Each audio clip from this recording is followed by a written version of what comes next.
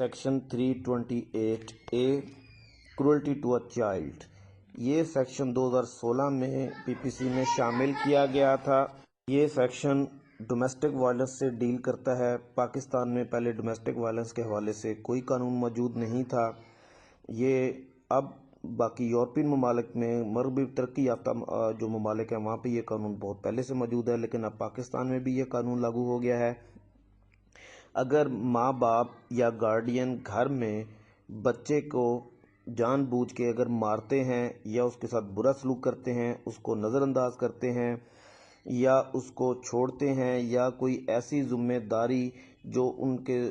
पूरा करना लाजमी था वो पूरी नहीं करते, और इनमें से किसी भी एक्ट की वजह से उस बच्चे को या कोई नुकसान पहुंचता है जिस्मानी या नफसियाती, या उस एक्ट की वजह से जिस्मानी या नफसियाती नुकसान पहुंचने का शदीद एहतमाल है,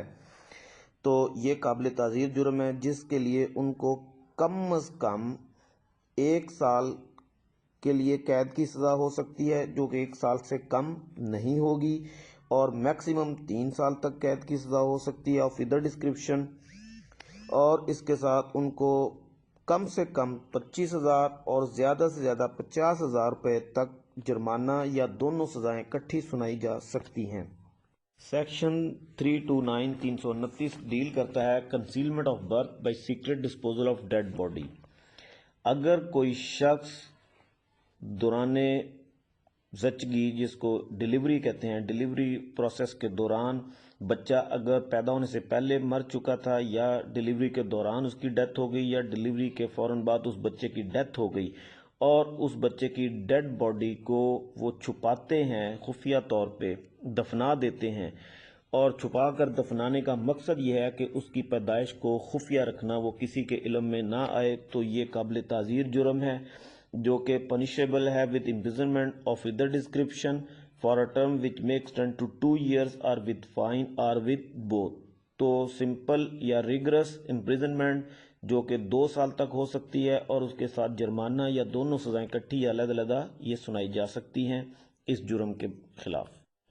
सेक्शन 330 डील करता है डिस्बर्समेंट ऑफ दियत। ये मैं आप लोगों को पिछले सेक्शन जब पढ़ा रहे थे हम वेवर और कंपाउंडिंग ऑफ कत्ल अम्द, उस वक्त मैं आप लोगों को पहले भी बता चुका हूँ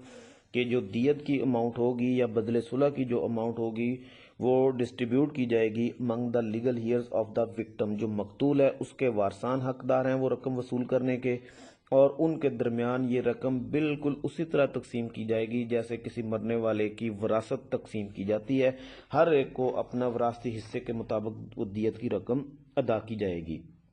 और अगर उन वारसान में से कोई एक आदमी अपना हिस्सा जो है वो मुलजम को माफ़ कर देता है, छोड़ देता है, तो उस माफ़ करने वाले के हिस्से की हद तक दियत की रकम मुलजम से वसूल नहीं की जाएगी। इस तरह सेक्शन 331 डील करता है कि दियत की पेमेंट का तरीकाकार क्या होगा।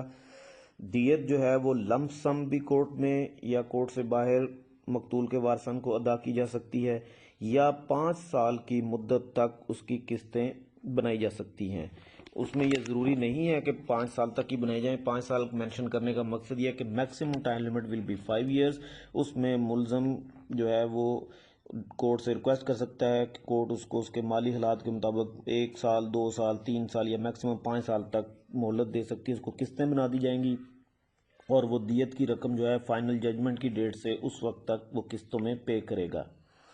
और अगर वो मुलजम दियत की रकम अदा करने में या उसका कोई हिस्सा अदा करने में नाकाम हो जाता है, वो डिफ़ॉल्ट कर जाता है, तो उसको गिरफ्तार करके जेल भेज दिया जाएगा, और उसको जेल में ऐसे रखा जाएगा जैसे कि एक सिंपल इम्प्रिजनमेंट वाले कैदी को रखा जाता है, और उस वक्त तक उसको जेल में रखा जाएगा जब तक कि वो बाकी मानदा जो दियत की अमाउंट है वो सारी वो पे ना कर दे। या कोर्ट को ये भी इख्तियार है कि कोर्ट उसको उससे बाकी दियत की रकम की अदायगी की श्योरिटी या सिक्योरिटी लेकर ज़मानत पर भी रिहा कर सकती है, और जो श्योरिटी या सिक्योरिटी कोर्ट लेगी वो इक्विवेलेंट होगी उस दियत की अमाउंट के बराबर जो भी वाजिबुल अदा है, या जो कोर्ट मुनासिब समझे, या कोर्ट उसको जो है वो पैरोल के ऊपर भी अकॉर्डिंग टू द रूल्स रिहा कर सकती है। अगर एक मुलजम दियत की रकम की अदायगी से पहले मर जाता है तो उसके मरने से दियत की रकम माफ़ नहीं होगी। वो दियत की रकम उसकी जो विरासत है, जायदाद है, उसमें से वसूल की जाएगी।